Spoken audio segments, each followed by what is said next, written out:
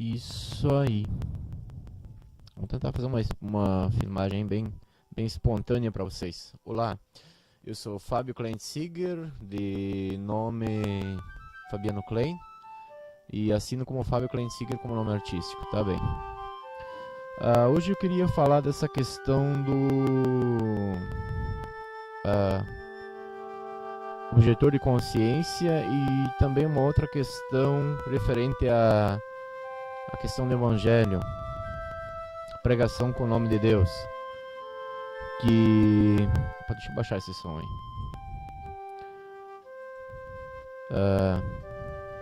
Pregação com o nome de Deus. Você sabia que existe um livro na Bíblia que nunca citou o nome de Deus? Vou te apresentar ele aqui. Um livro que não há uma citação sequer do nome de Deus nesse livro. Ou seja, você nunca vai ver nesse livro a palavra Senhor. Aliás, a única vez que é citado Senhor se refere a uma pessoa. E esse livro é o tal do livro de Esther. O livro de Esther. Então, você quer ter uma confirmação disso? Vamos pesquisar aqui a palavra Senhor. Digamos que eu queira ver no livro de Esther quantas vezes aparece a palavra Senhor, e a única Pera aí, deixa eu fazer isso melhor. Vamos fazer uma pesquisa exata aqui. Vamos fazer uma pesquisa exata. Novo Testamento, Antigo Testamento, intervalo. Livro Esther, fica mais fácil. Pesquisar.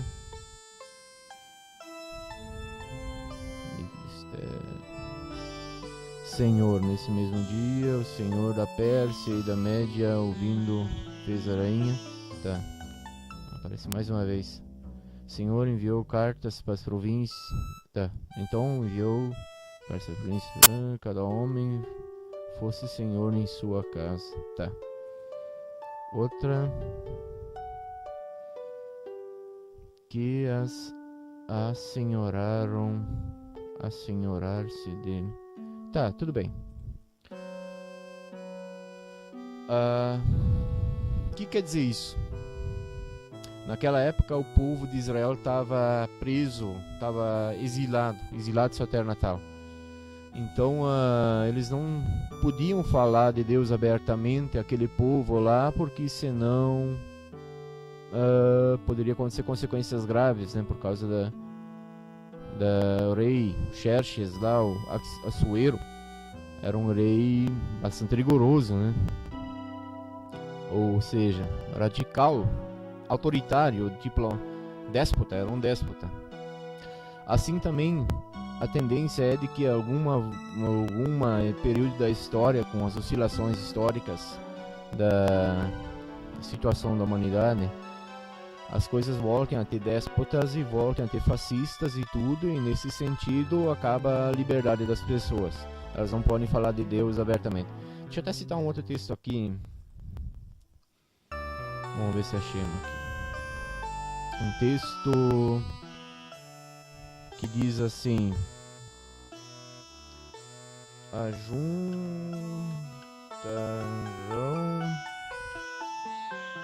Não. É um texto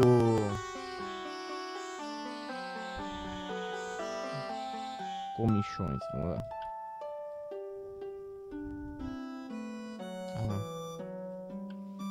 Aqui. Vamos lá, abrir a página.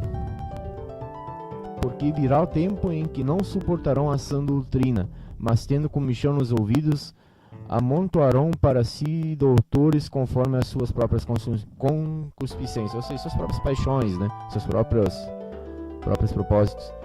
Então, nesse tempo que há de vir, não se poderá mais falar de Deus abertamente. Você entende isso? Então, eu não vou poder dizer: eu sirvo ao Senhor Jesus Cristo. Lá no Islã já aconteceu isso e a gente morreu tragicamente, né? Alguns até acreditam que a forma com que eles morreram foram mártires de mártires, né? Alguma coisa assim. Só que mártires entra em questão dos objetores de consciência. Os objetores de consciência, assim, no sentido que eu estou me referindo, é mais para aquelas pessoas que, em razão de sua própria consciência, alcançaram bênçãos diante de Deus para as pessoas, de tal maneira que elas foram absolvidas de seus pecados sem que fizessem jus a alguma coisa. Ou seja, aumentou a graça por causa da atitude de uma pessoa. Você entende? Você consegue compreender isso? É bem simples. Deixa eu até citar aqui um objetor de consciência muito extraordinário. Lembra que Jesus também foi um objetor de consciência, né? Jesus, ele, por razão de sua consciência de querer fazer a vontade do Pai, ele acabou alcançando a salvação para toda a humanidade. Porém, há um outro objetor de consciência na Bíblia que eu acho extraordinário, chamado de Estevão. Vamos lá. Vamos achar uma coisa do Estevão aqui. Os céus. Não. Céus. Aqui. Abrir a página. E disse: Eis que vejo os céus abertos e o Filho do Homem que está em pé à de mão direita de Deus. Mas eles gritavam com vez que taparam os ouvidos e aumentaram unânimes contra ele, e, expulsando da cidade, apedrejarem esses testemunhas capas dos pés. Então Estevão, apedrejaram Estevão, né? Aqui você está vendo aí. E pondo-se os joelhos, clamou em voz alta: Senhor, não lhes imputes este pecado. E tendo dito isto, adormeceu. Ou seja, Estevão faleceu intercedendo. Jesus também na cruz acabou dizendo: Pai, perdoa-lhes porque eles não sabem o que fazem, entende? Então essa é uma conexão ali com Estevão. Estevão fez a mesma questão, a mesma atitude na questão de Cristo. Teve a mesma atitude na questão de Cristo. Assim, entende-se que essa atitude de intercessão de Estevão é que levantou Paulo, porque Paulo consentiu com a morte de Estevão. Lembram que agora recentemente saiu um filme sobre Paulo, né? Então a história de Paulo ali tem... Até poderia pesquisar aqui. Não, deixa isso. Você pode pesquisar no teu computador aí sobre esse filme. Então Paulo é um produto dessa intercessão de Estevão. Todo o chamado de Paulo, toda a produção de Paulo é fruto dessa intercessão de Estevão. Assim como todos nós que somos cristãos, que defendemos o amor ao próximo, somos frutos da intercessão de Cristo lá na cruz. Isso é objeção de consciência. Com a razão de sua consciência para com Deus, você consegue definir bênçãos que alcançarão outros mais.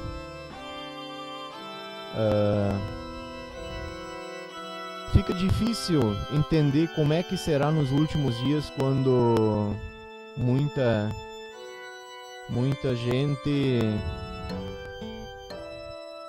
muita gente não poderá falar abertamente de Deus.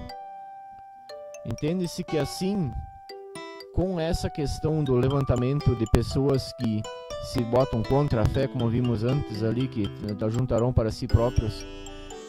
Vou botar mais uma vez o texto aí.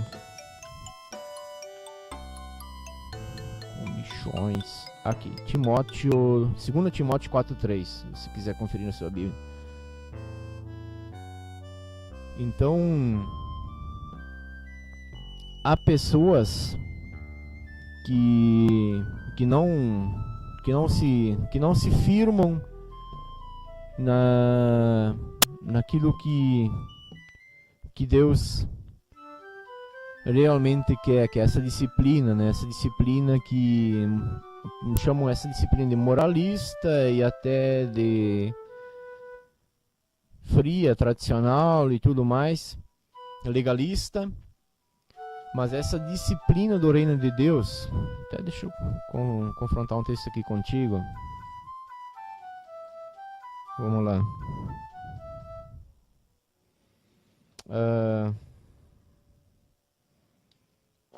Agora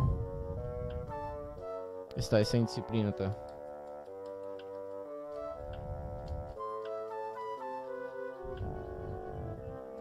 É o texto de Hebreus 12:8. Mas se estáis sem disciplina, da qual todos são feitos participantes, sois então bastardos e não filhos. Se eu sou filho de Deus em Cristo Jesus, eu tenho que admitir que a minha vida não é mais a mesma, ela não é uma vida mais regrada pelo meu próprio pensamento. Até Paulo exalta isso na questão de que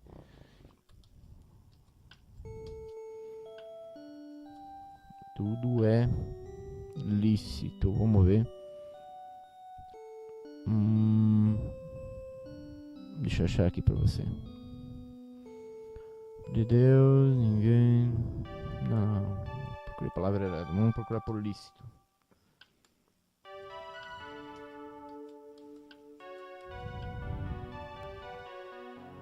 Mas não me deixarei dominar por nenhuma delas. Você tá lembrado dessa palavra, né? Aqui. Não tô achando aqui.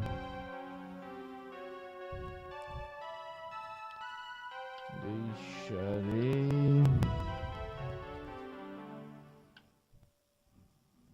Aqui.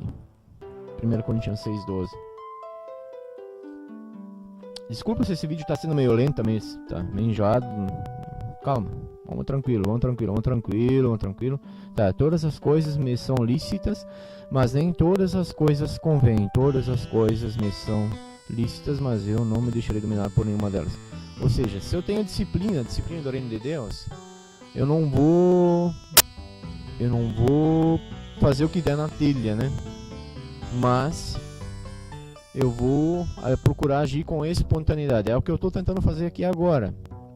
Porque Jesus disse... Vamos lá. Vamos para isso. Dará...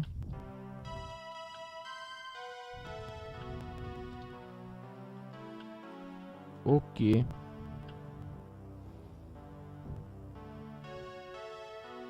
Não achei. Vamos lá. A vez de... agora clareou o negócio. Aí. Vamos lá direto no texto. Quando, pois, vos conduzirem e vos entregarem, não estáis solícitos de antemão pelo que haveis de dizer, nem premediteis mais o que vos for dado naquela hora, isso falai. Porque não sois vós os que falais, mas o Espírito Santo. Essa questão da espontaneidade no reino de Deus, o improviso, isso é muito importante. É importante no sentido de que realmente a gente possa estar caminhando naquilo que Deus espera da gente. Que é essa questão de viver em dependência dele, porque Jesus disse: sem mim nada podeis fazer.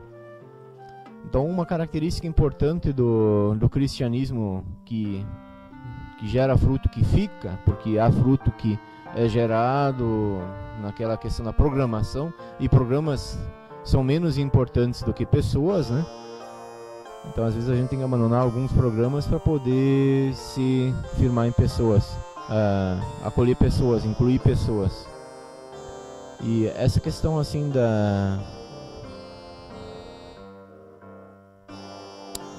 dos programas,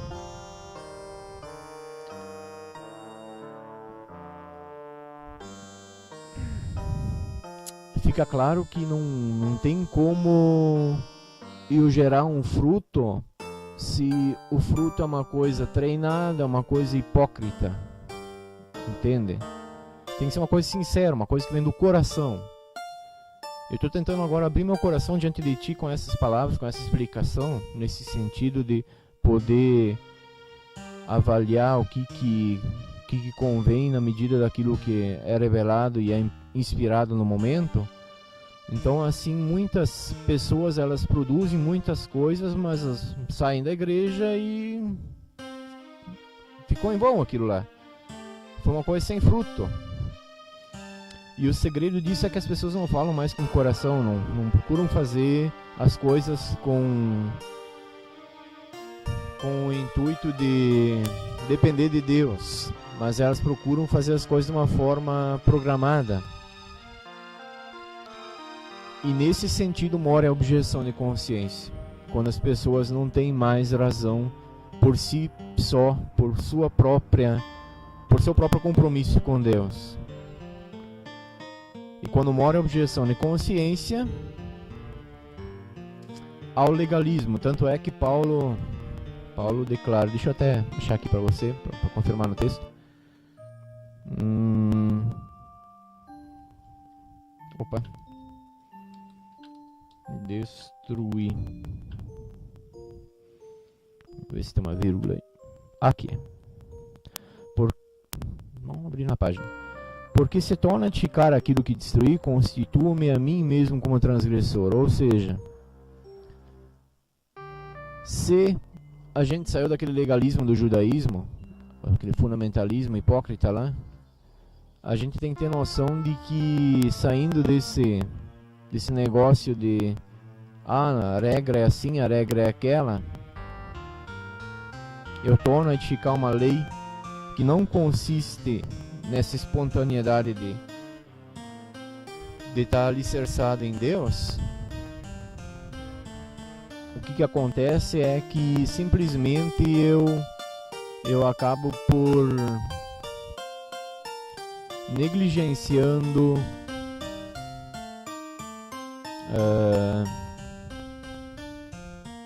acaba virando tudo em negligência, porque eu acabo negligenciando a liberdade com que Deus me libertou. Mas no sentido de que a disciplina de Deus é a disciplina do Espírito Santo. E essa disciplina do Espírito Santo, ela educa para uma liberdade que é alicerçada numa questão moral do coração, entende?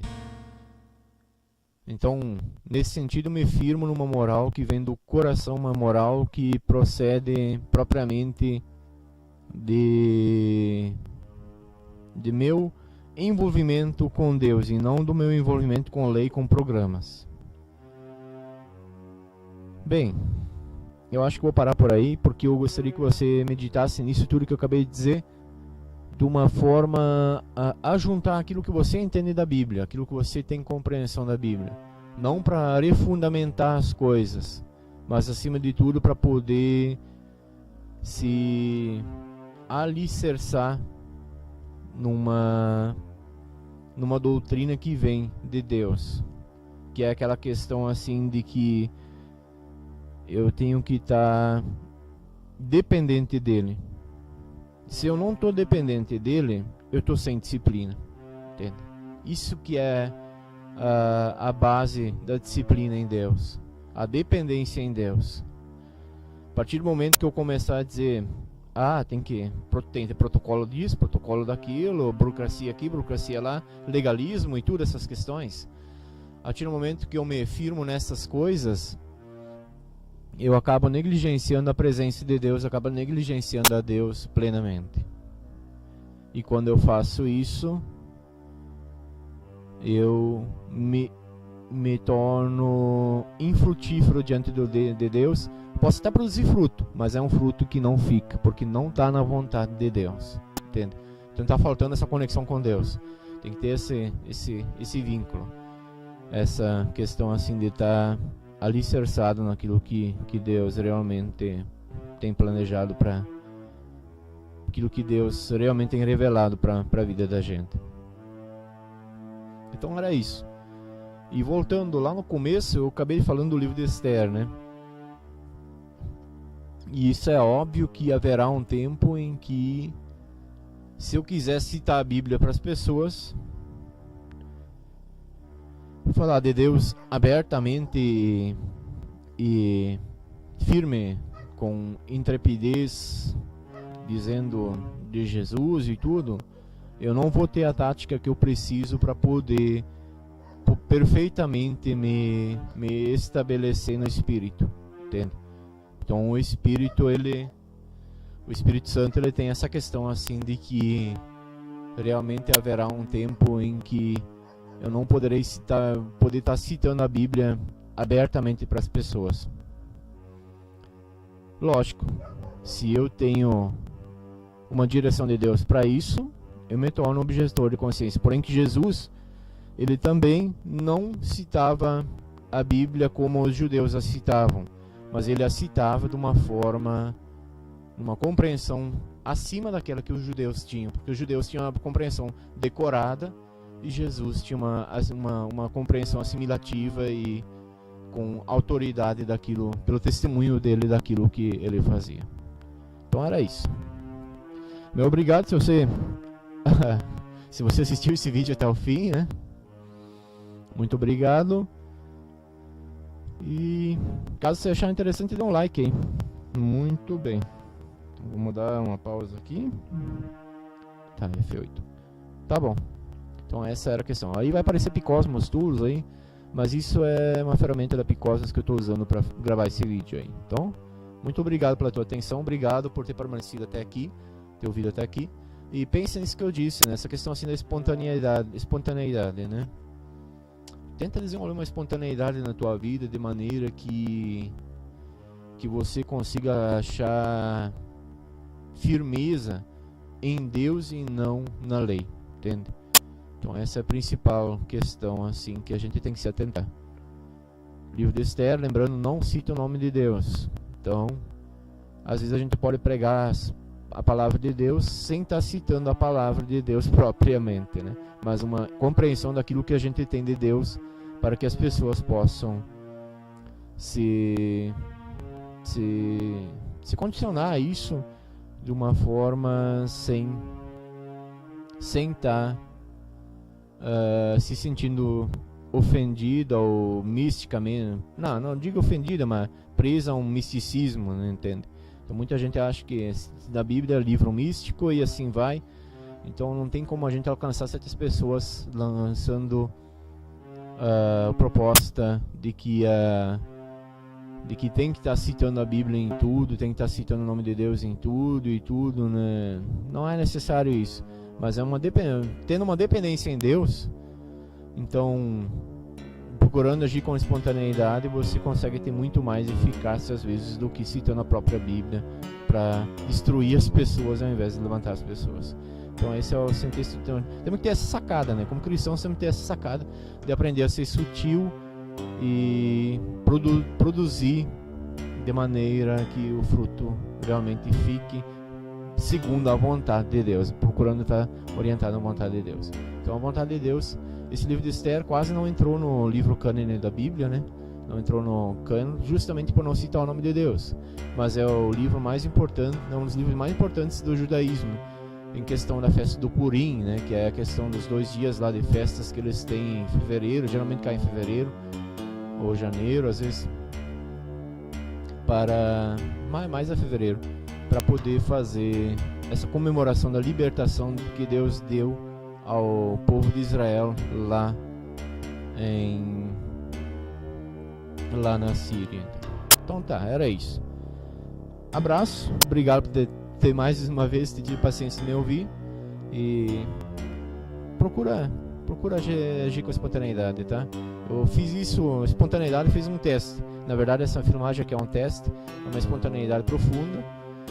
E assim eu pretendo também estabelecer espontaneidade para que as outras pessoas possam seguir esse exemplo e se sentir avivadas, se sentir vivas e realmente poder se sentir feliz. Então tá. Sem estender mais delongas, obrigado por tudo. Abraço.